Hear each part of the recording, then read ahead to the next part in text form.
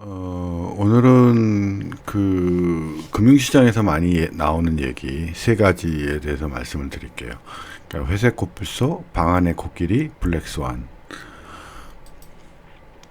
우선 회색 코뿔소는 뭐냐면, 코뿔소가 어디서 뛰어서 오게 되면 땅에 지진이 울리고 이래서 다 사람들이 예견을 할 수 있어요. 아, 코뿔소가 오는구나. 그래서 예견된 재앙을 회피하는 거예요. 그 재앙이 다가오고 있지만 그걸 애써 회피하는 거죠. 이게 이제 대표적인 예가 중국의 그림자 금융 같은 거라는 겁니다. 그러니까 그림자 금융이 문제가 될 거라는 걸 알고 있지만 어쩔 수 없이 그냥 회피하고 모른 척 한다라는 그런 게 이제 회색 코뿔소 얘기고요.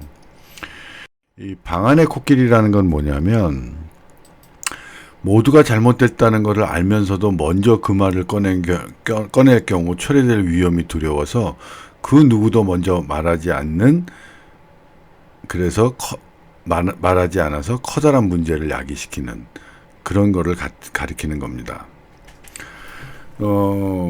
이 케이스는 이제 일본의 동경올림픽 개최 같은 거죠.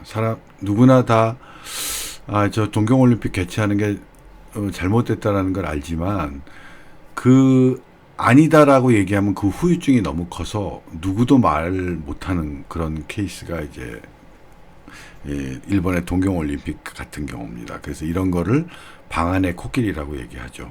모두가 잘못됐다는 걸 알면서도 먼저 그 말을 꺼낼 경우에 초래될 위험이 두려워하는 거죠. 블랙스완은 나심 니콜라스 탈레브가 했었죠. 그래서 아무도 예측하지 못한 일어나지 않을 일이 일어나는 경우.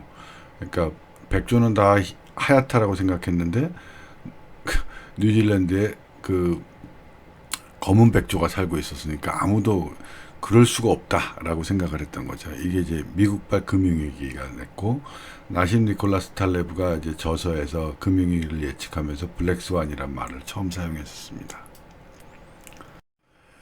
그래서 금융시장은 기본적으로 불확실성이 있어요. 어떻게 될지 아무도 모르기 때문에.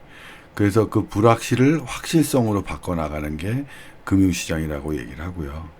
우리가 어떤 거든 앞에 말하는 것들을 다 리스크라고 얘기를 합니다. 그러니까 회색 코뿔소든 방안의 코끼리든 블랙스완이든. 근데 그 리스크는 두 가지가 있어요. 계산된 리스크와 계산하지 못한 리스크. 그러니까 계산된 리스크는 불확실성을 예측하는 거를 계산된 리스크라고 하고, 계산하지 못하는 리스크라는 거는 블랙스완 같이 아무도 예측하지 못한 리스크를 이제 계산하지 못한 리스크라고 하는 겁니다.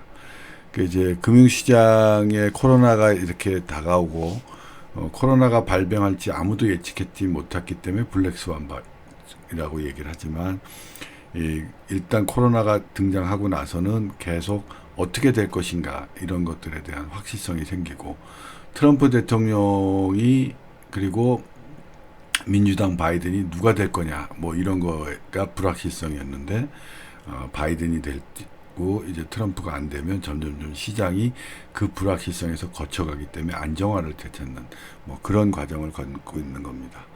감사합니다.